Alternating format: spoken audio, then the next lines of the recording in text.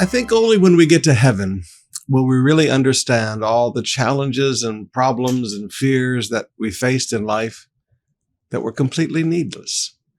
They only happened because we did not remember.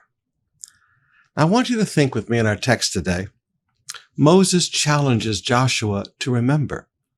Deuteronomy 3, verse 21 and 22. At that time I gave Joshua this charge. You have seen for yourself everything the Lord your God has done to these two kings.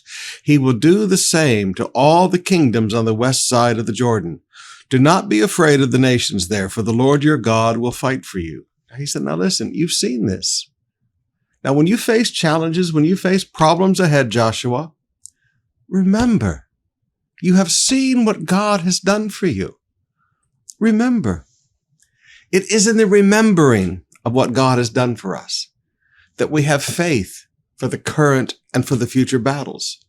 It is in remembering the victories that God has given us in the past that fear is removed from the present challenges we face and from the future challenges that lie ahead. It is in the memory of God fighting for us. It is in the memory of God doing miracles on our behalf that we can fight the good fight of faith. Now, I know that faith cometh by hearing and hearing by the word of God. I teach that to you. But you've got to add something to that.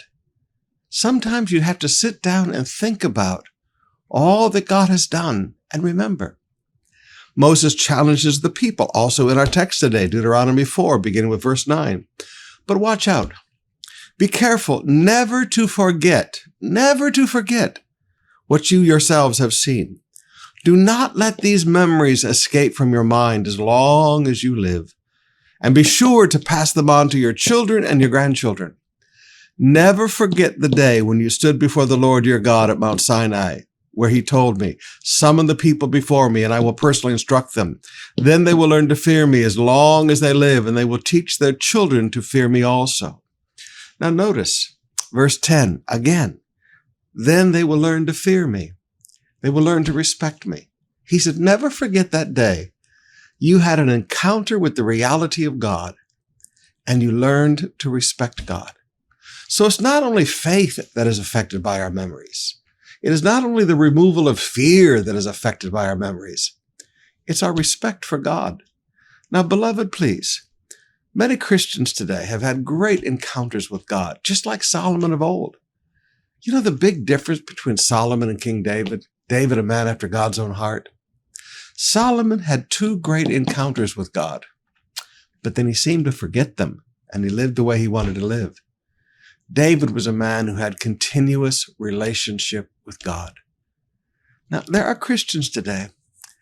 They've forgotten incredible encounters.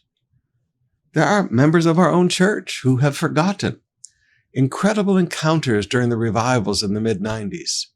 When God appeared to you, when God spoke to you, when God completely changed your life with a theophany. A theophany is a big fancy theological word that means a revelation of God.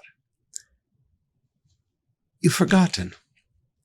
May I humbly beg of you today, please sit down and remember. Remember the great encounters you've had with God. And in those memories, respect God.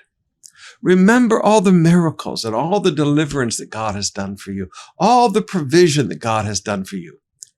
And then as you face the high gas prices, as you face the economic challenges that we have in the next few years in our beloved country, there's no fear. There's only faith. God provides.